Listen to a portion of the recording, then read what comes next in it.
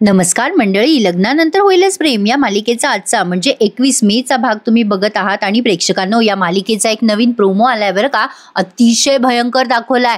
नंदिनीला त्या दीपकने किडनॅप केलंय आणि तिच्याच आश्रमामध्ये रात्रीच्या वेळेला फाशीवर लटकवल्याचं म्हणजे असं प्रोमो आहे. म्हणजे तसं काही झालं नाहीये नंदिनीला, पण त्या दीपकने काय केलंय की तो गळफास दाराला लावलाय आणि जो कोणी दार उघडून तिला वाचवायचा प्रयत्न करेल ना, त्यामुळे नंदिनीचा जीव धोक्यात येऊ शकतो. हा प्रोमो तुम्ही बघितला की नाही माहित नाही, पण आत्ता मी जस्ट प्रोमो पाहिला आणि अंगावरच काटा आला.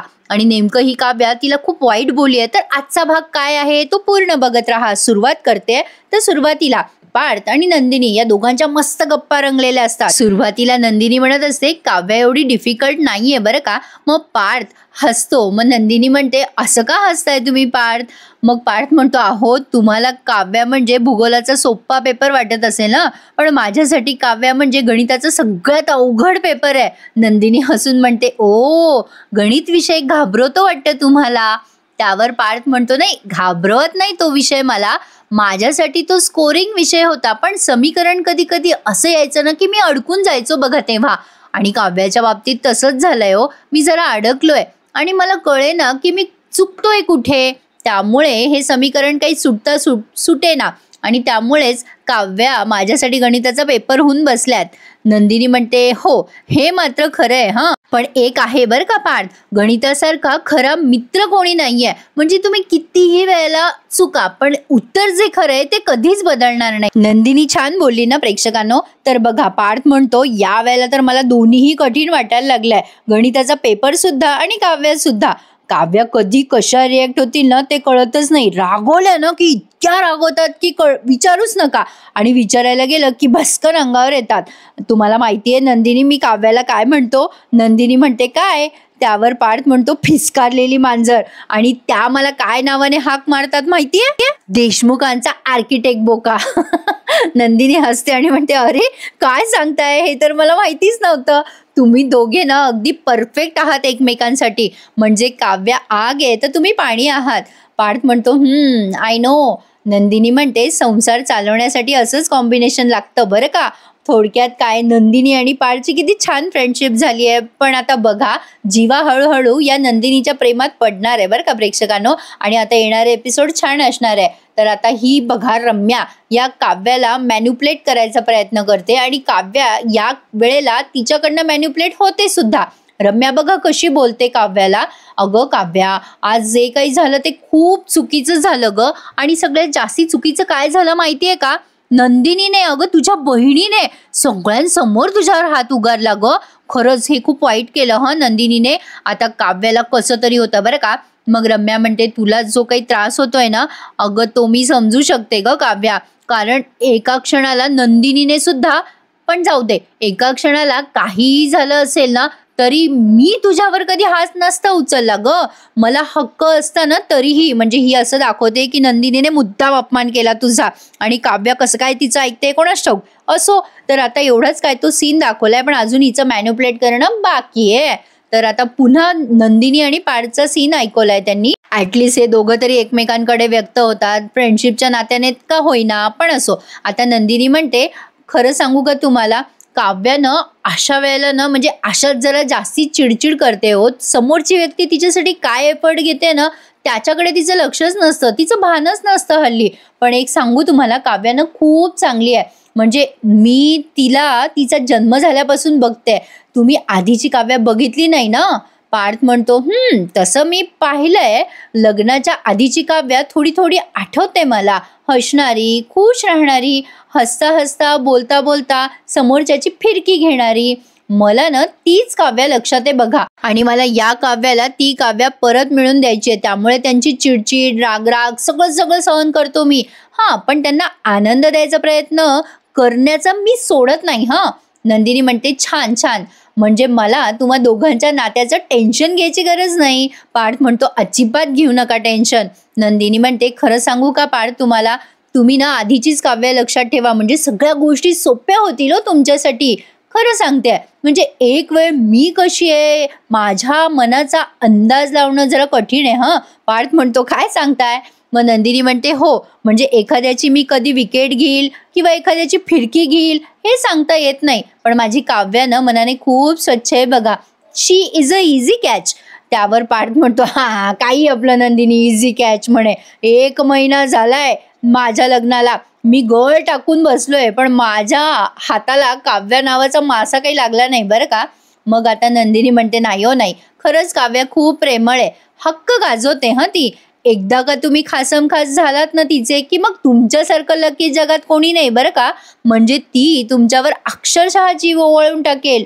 पार्थ म्हणतो वा, ऐकायला किती छान वाटतंय ना नंदिनी, काव्या माझ्यावर जीव ओवाळून टाकतील. वा वा वा, मस्त.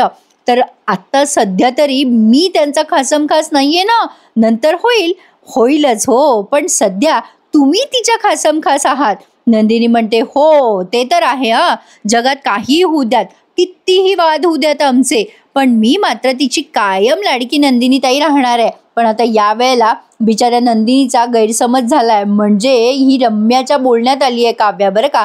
बघत राहा पुढे काय काय घडलं. आता या दोघांचा सीन छान होता की नाही, आवडला ना तुम्हाला, मग एखादा लाईक करायला विसरू नका हा प्रेक्षकांनो. तर बघा आता ही रम्या या काव्याला कशी मॅन्युप्युलेट करते. रम्या म्हणत असते काव्याला, काय गो काव्या, तुझ्या नंदिनी ताईबद्दल जितकं मी ऐकलंय ना त्यापेक्षा जरा 2 पावलं पुढेच निघाली बरं का ती.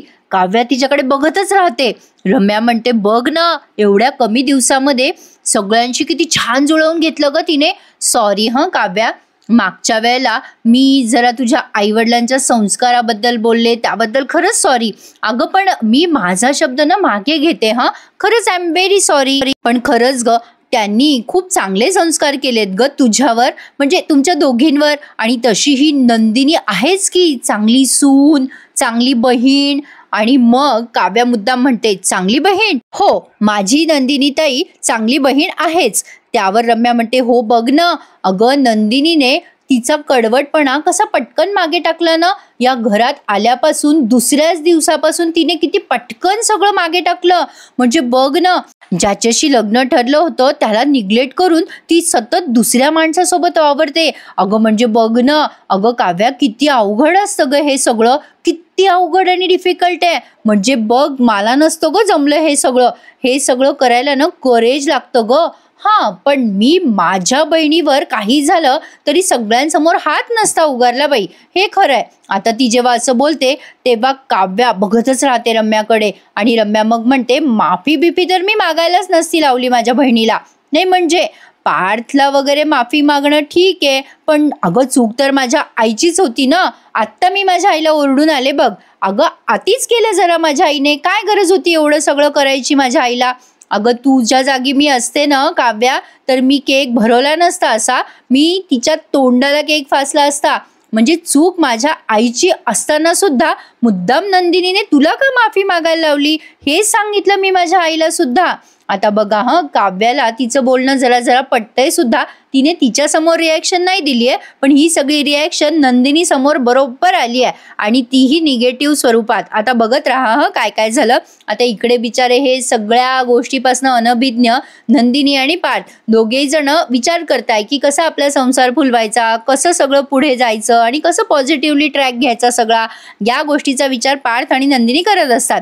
आता पार्थ म्हणत असतो नंदिनी तुमचा विश्वास आहे ना हो काव्यावर, मग एकदा जाऊन बोला की त्यांच्याशी. आता तो विश्वासाने म्हणतोय बघा ना, जरा गुंता सुटतो का माझा. त्यावर नंदिनी म्हणते हो हरकत नाहीये, तुम्ही म्हणताय तर मलाही आता असं वाटायला लागले की काव्याशी बोलायला हवं. इनफॅक्ट आपण आत्ताच काव्याबद्दल एवढं बोलतोय ना, मला तर आता वाटतंय की जाऊन पटकन तिच्याशी या गोष्टीबद्दल बोलावं. तुम्ही चलता का माझ्यासोबत. मला असं वाटतं की आपण दोघांनी जाऊन तिच्याशी बोलायला हवं. पार्थ म्हणतो नाही बाबा नाही, अहो मला कशाला मध्ये पाडत. काय ना नंदिनी, मासे आणि दूध खाल्लं तर वेगळं असं कॉम्बिनेशन असलं ना की रिॲक्शन पण वेगळीच होते. नको बाबा नको, तुम्ही जा बोला त्यांच्याशी, मी जरा वॉक घेऊन येतो आणि मग बोलूयात आपण हां. त्यावर आता नंदिनी म्हणते बरं ठीक आहे जा हं तुम्ही. आता बघा इकडे नंदिनी त्या काव्याशी बोलायला जाते, तोपर्यंत रम्याने तिला बरीच चाबी मारलेली असते. आता रम्या तिला म्हणते काव्या तुझं दुःख मी समजू शकते ग, कारण तुझ्या बहिणीने माझ्यावर पण हात उचलला होता, त्या नंदिनीने मला सुद्धा माफी मागायला लावली होती ग. आता तरी सुद्धा काव्याने तिला काहीच रिॲक्शन दिली नाही हा. आता रम्या तिच्या खांद्यावर हात ठेवून म्हणते, अगं काव्या, आपण दोघी एकाच पारड्यात आहोत ग. आणि असं कसं या काव्याला सगळं पटलं, कळलंच नाही. रम्या आता तिला एकच शब्द बोलते, काळजी घे हं काव्या, एवढंच काय ते बोलायला आले होते बाई मी, चल येते, असं म्हणून ती आता निघून जाते. आणि जाता जाता अशी वाकडी मान करून तिच्याकडे बघते, म्हणजे कशी कशी फसवली मी हिला, असं काहीतरी तिची रिॲक्शन होती. आता काव्या पण या सगळ्या गोष्टीमुळे काय म्हणतात त्याला, तिच्या डोक्यावर त्या गोष्टीचा परिणाम झालाय. आता रम्या आणि नंदिनी एकदम समोरासमोर येतात. रम्या तिच्या खोलीत चाललेली असते तेव्हा नंदिनी तिला बघते आणि मग रम्या उगं तोंड चोपडेपणा करत म्हणते, hello Nandini, wish you happy 1 month anniversary. नंदिनीच्या लक्षात आलं ही उगाच ढोंगीपणाने आपल्याला विश करतीये, पण तरी नंदिनीने तिच्याकडे जरा दुर्लक्षच केलं. आता नंदिनी तिला काहीच रिस्पॉन्स देत नाही. रम्या निघून जाते आणि नंदिनी विचार करते, ही काय करत होती आपल्या काव्याच्या खोलीमध्ये, आणि तिला जरा डाऊट आलाच रम्यावर. पण असो, आता बघा नंदिनी अगदी आपुलकीने त्या काव्याचा दरवाजा वाजवत म्हणते, आत येऊ का. खरं तर मला अपेक्षा होती नंदिनीने डायरेक्टच जायला हवं होतं, कारण पार्थ काही खोलीत नव्हता.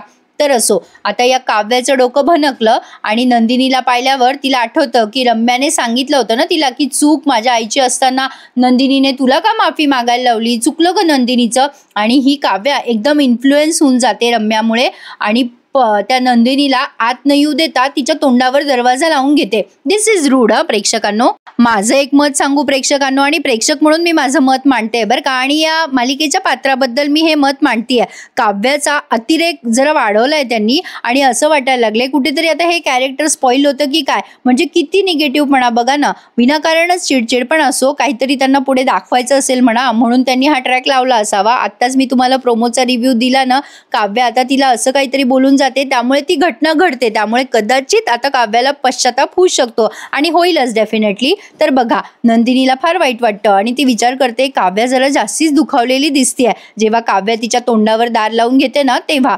आणि काव्या म्हणजे आता सकाळ झालेली दाखवली आहे त्यांनी, आणि जीवा आता आंघोळ करून येतो आणि नंदिनीचा आणि त्याचा फोटो हातात घेतो आणि विचार करतो, मी नंदिनीला जरा जास्तीच बोलून गेलो ना काल. बिचारी नंदिनी, एवढं सगळं तिने मनापासून केलं आणि ती खूपच हर्ट झाली माझ्यामुळे. आता ती सगळं जे काही झालं कालचा तमाशा तो आठवतो जीवाला आणि तो आठवून तो विचार करतो नंदिनीशी जरा पॅचअप करावं. त्याला आता त्याचंच वाईट वाटतं आणि तो विचार करतो, किती किती बोलून बसलो मी रागाच्या भरात नंदिनीला.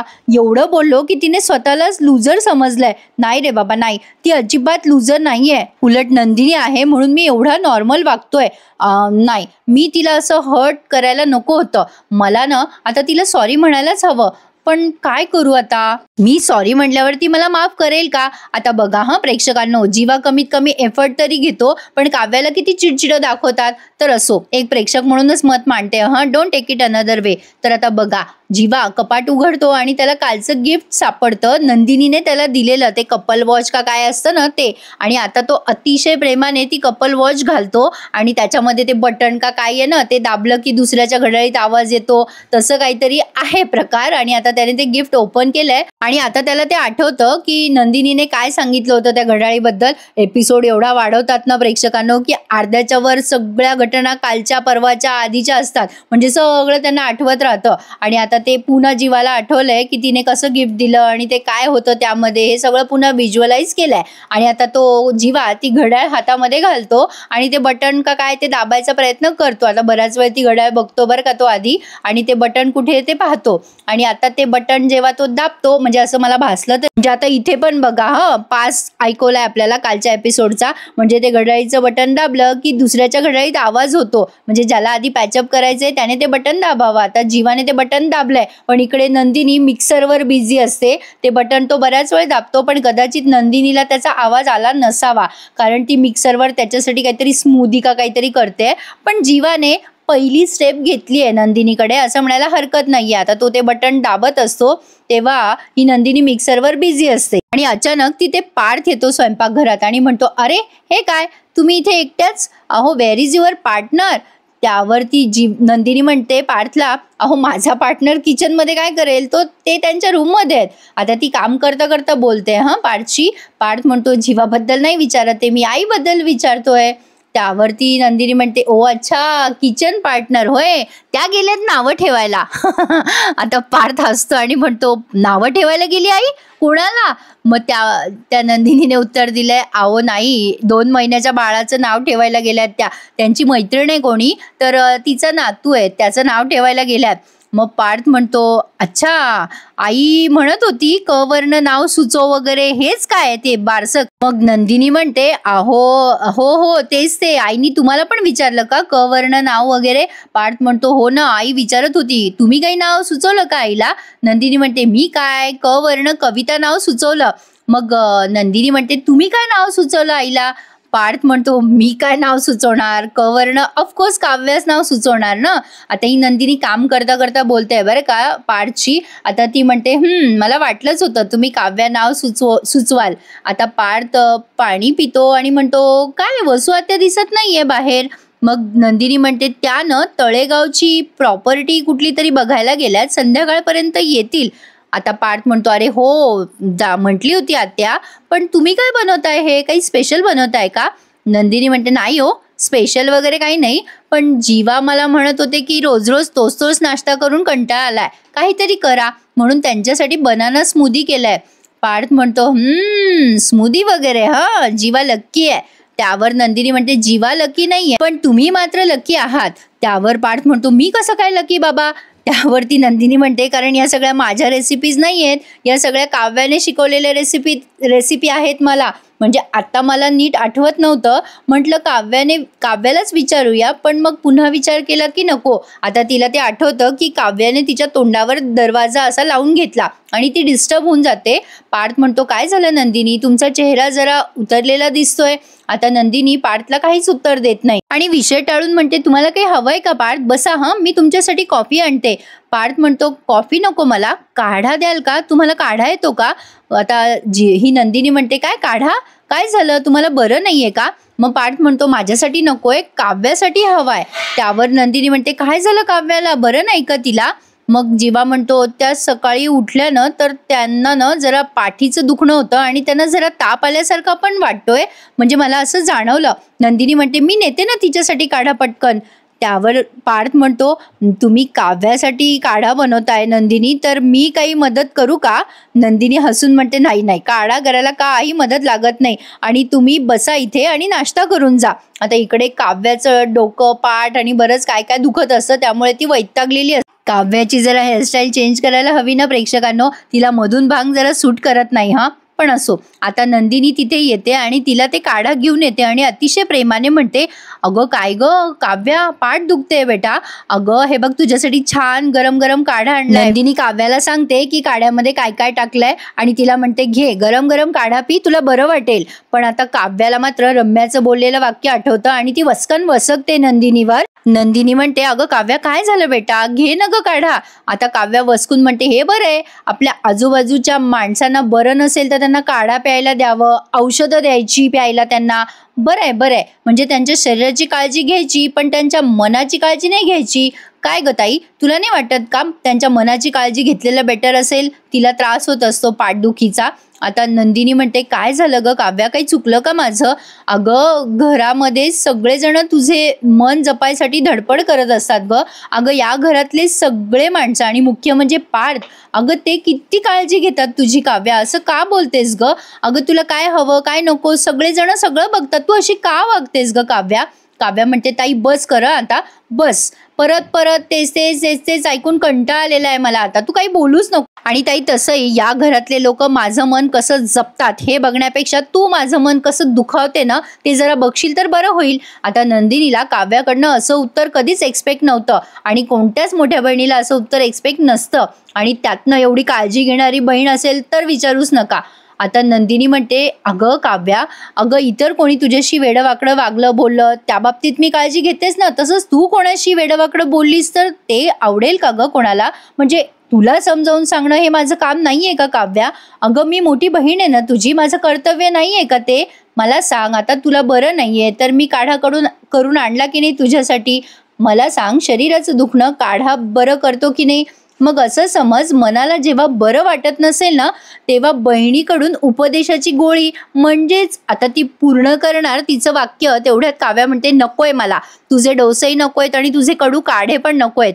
आता नंदिनी म्हणते, अगं असं का करते काव्या? अगं बाकी सगळं बाजूला ठेव आणि हे काढा घे बरं बेटा, तुला बरं वाटेल. तुझं ऐकते ना मी सगळं बाळा. अगं तू माझा राग काढ्यावर नको, घे बरं काढा. आता ती असं बोलणार, तेवढ्यात काव्या एकदम उभी राहते आणि तिला पाठीत चमक येते. मग नंदिनी म्हणते, अगं थांब थांब, 1 मिनिट थांब, दुखते का तुझी पाठ बेटा? बस खाली बस. आता ती किती काळजी घेते बघा, पण काव्या मात्र जोरात ओरडते तिच्यावर, मला काहीच नकोय.